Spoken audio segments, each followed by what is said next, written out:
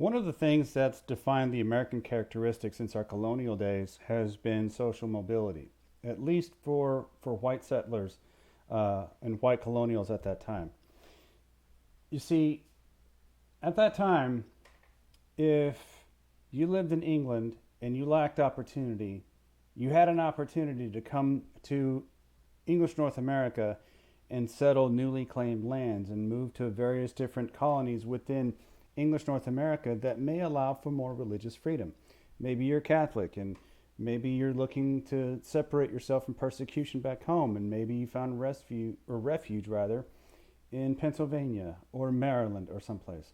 Or maybe you're a Puritan and you had been um, ostracized and persecuted back home in England by the Church of England, and you made your way to Massachusetts, where Puritanism was the name of the game. If maybe also you were a white colonial at that time, you may be dirt poor, you may be even indentured, you may lack opportunity. Maybe you have a life on a southern farm or plantation, or maybe you're just trying to get by as an indentured in Philadelphia or someplace. What made English North America different was that if you did not like your station in life, you had the opportunity to go out to the western frontier, move to a different city, change your occupation. Maybe you could move to a farm after you had a rough go in the city, or vice versa. Maybe you were trying to flee from religious persecution and you were seeking a more religiously tolerant area. So maybe you moved to Pennsylvania, or maybe you were fleeing Massachusetts and you went to Connecticut or Rhode Island. You had the idea of social mobility that existed in the colonies in North America that did not exist elsewhere in Europe. The mindset and idea behind improving one's life by being mobile, whether it's physically mobile, socioeconomically mobile, or otherwise, that was possible in British North America. And it wasn't possible back home in England itself, where you had a large aristocracy that controlled almost everything. Or you had religious persecution.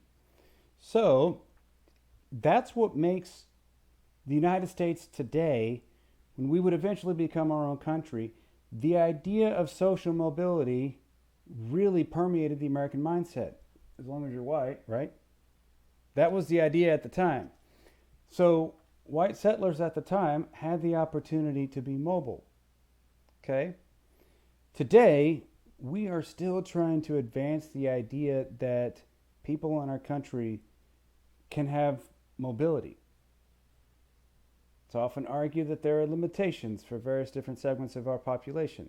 Okay? And it's hard to argue against that, to be honest. But it is still yet a work in progress, and there is at least an opportunity for people of all races and colors and faith backgrounds or anything else to be mobile. It's at least a discussion. In other countries across the world, any sort of dissent means instant death. Okay? So, there, as with anything in life, exists a balance. Where can we as Americans strive to find that balance between maintaining opportunity for everyone while also recognizing injustices and stereotypes and things along those lines that hold some people back? Where can we find that balance? That is our true challenge as Americans. But nonetheless, the idea of being able to improve oneself, whether it was for white people at the time, at least existed back in the early days of our colonies. So in the 1600s, you have various different communities that would form based upon various different regions. So let's look at some of the southern regions. Some southern regions, obviously, they had a different climate. The Carolinas, especially if you're coastal, were more humid, more brackish water, uh, ideal for rice, tobacco growth, sugar. You had a little bit more of a year-round type climate with fertile soil to where you can grow agriculture. Okay, you can espouse that agricultural economy. So you had the advent of a plantation lifestyle. So, generally speaking, you had a number of white settlers who would come across and come into land opportunities, and they would start growing a lot of these crops. And the southern plantation, as much as it's romanticized in various different movies or publications, you have Gone with the Wind or anything else along, like that. Most plantations weren't opulent. They weren't wealthy. Most plantations survived on the whims of the market or their crops in general. If their crops did not succeed, the plantation itself, everybody could go under. Okay? And everybody could be destitute. So the plantation lifestyle, especially in the 1600s in the South, somewhat treacherous. Okay? So those are some things to consider. And then when you look at slaves themselves in the 1600s that had been brought over from the Caribbean by way of Africa, and we talked about the Middle Passage last segment, their lifestyle obviously was going to be very rigid. Their lifestyle was not only dependent upon the success of the plantation, but it also depended upon the success, or the mindset rather, of those who ran the plantation. Some plantations actually had a decent and more communal lifestyle that actually treated the slaves like human beings. Most weren't that way. Most had sun up to sundown labor in intense heat with people brutally trying to extract labor. And that's not a human condition. Okay, that's very difficult for anyone to endure. Just slaves at the time were very powerless to do anything against it. The only things that slaves had were really their faith. Okay, so maybe they toiled in the heat 6 days a week, but that Sunday, and we'll talk about this later on in this class, they may have just had their faith as everything that they owned besides the clothes on their back.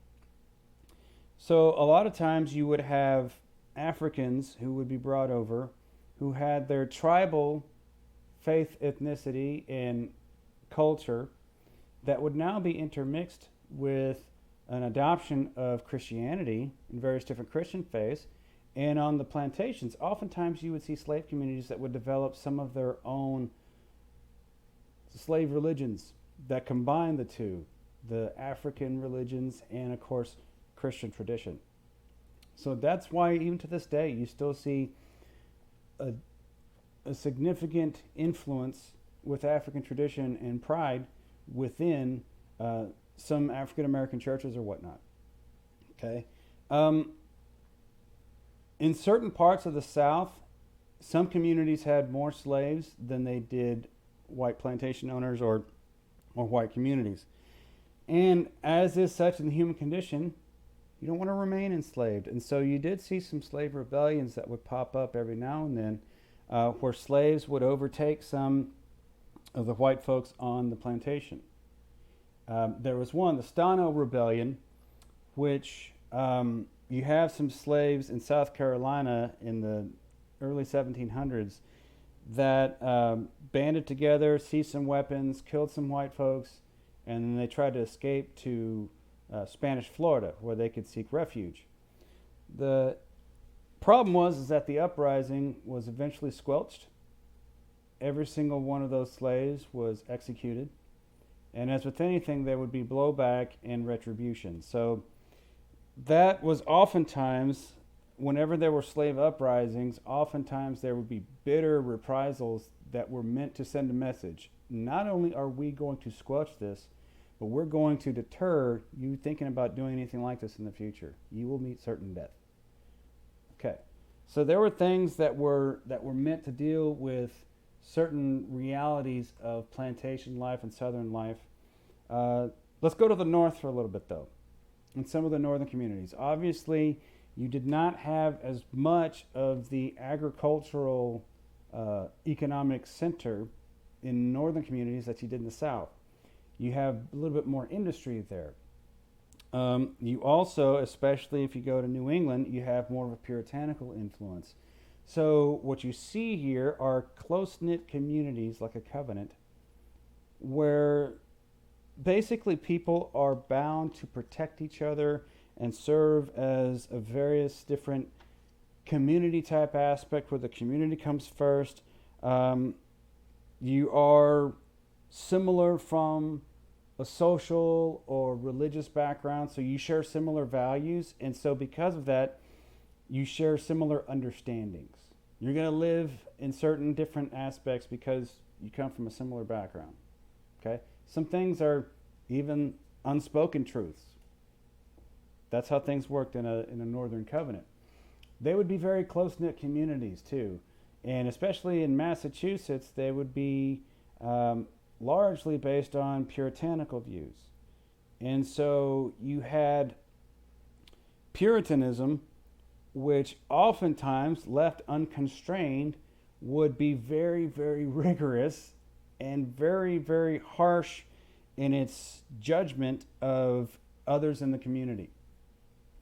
And in the late 1600s, you started to see the idea that some people who didn't quite follow the line, they didn't toe the line rather, they would often be accused of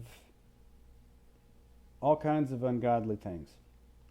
And to understand Puritanism in Massachusetts, Massachusetts was very, very puritanically oriented, and they did not tolerate anybody who strayed from their views.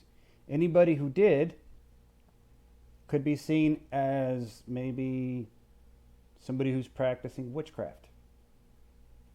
There were a number of women in the Puritan colonies in Massachusetts, especially in Salem, Massachusetts, who were accused of being witches and accused of practicing witchcraft, which is, you have Wiccans today.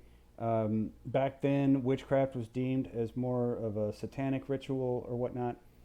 And if you were accused of being a witch, you were to be executed. You were to be hanged.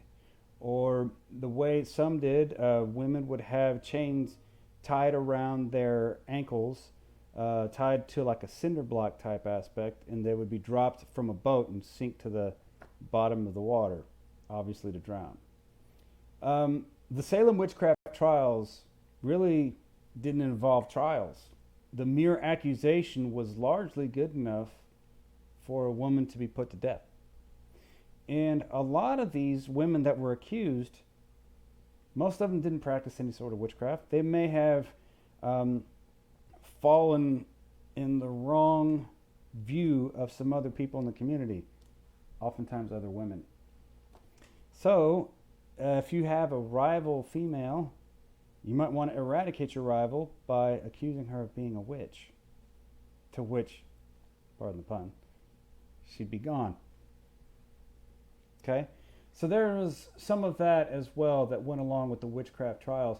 Now, as far as cities were concerned, cities like Philadelphia, New York, Boston, they're not the big grandiose, several million person populated cities that you see today. Cities back then in the late 1600s and early 1700s really had about 20 to 30,000 people. That was a lot for back then. Nowadays, you go to Garland. Garland is like 5 times that. Okay, that's just Garland. Never mind like other suburbs like Plano or Arlington or someplace like that. So the cities, though, was where you had commerce. That's where you had seaports. That's where you had trade. That's where farmers would often go into town and sell their crops and sell their goods to be traded on the markets and sent overseas. That's where you had libraries. That's where you had coffee houses and taverns where people could congregate and talk and discuss things. The Starbucks didn't exist in the late 1600s, but the equivalent certainly did. Bars, that would be a place for people to congregate and discuss ideas. And so you have cities that now could offer some sort of an intellectual influence in and amidst a new colony in North America.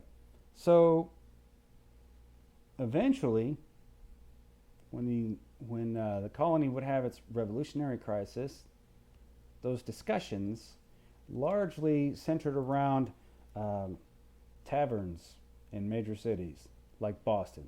But I'm foreshadowing here.